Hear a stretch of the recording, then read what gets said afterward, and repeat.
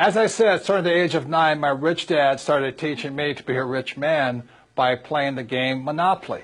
So in 1994, my wife Kim and I decided, why don't we put onto a game board what my rich dad taught me so people can have fun learning. So this here is the cash flow game. There's actually 2 game boards. This is the first one. The first thing here, you notice there's 2 tracks. This is called the fast track, and this is called the rat race. And most people are trapped in the rat race. So if you follow the advice of go to school and get a safe, secure job and buy a house and have kids, you get stuck inside this rat race and you never get out. So the object of the cash flow game is to increase your financial IQ so you can get out of the rat race, to have more passive income so you don't have to work anymore, so your money's working hard for you. Then you get on the fast track.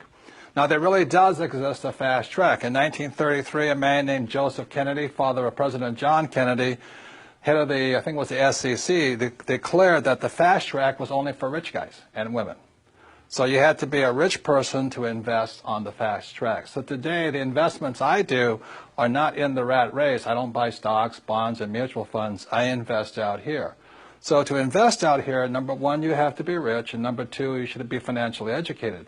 The reason so many pro athletes and movie stars lose their money is they have the money, but they don't have the financial education. So they get taken by some of the biggest land sharks on planet Earth who operate out here. So if you're going to be out here, you need 2 things, money and education. So that's what this game board is designed to do, and it's to assist you to get out of the rat race and onto the fast track.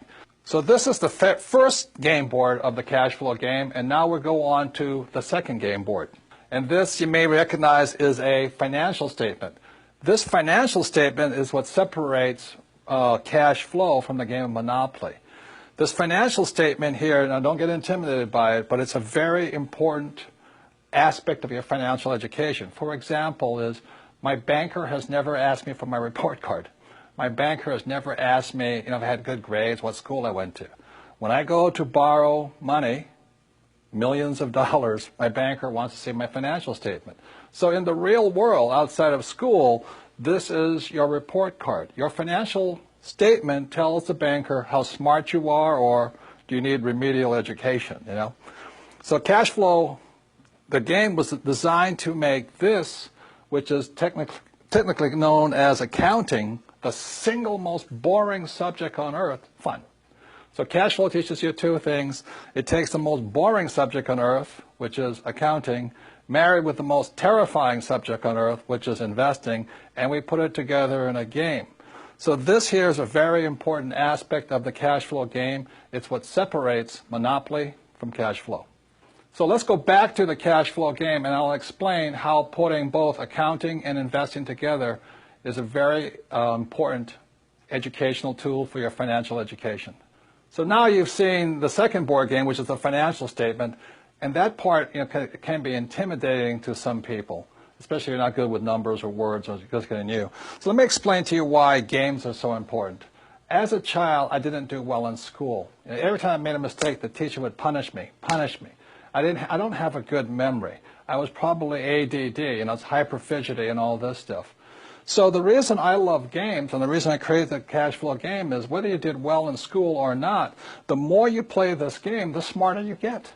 And the problem with my poor dad was he thought making mistakes was bad.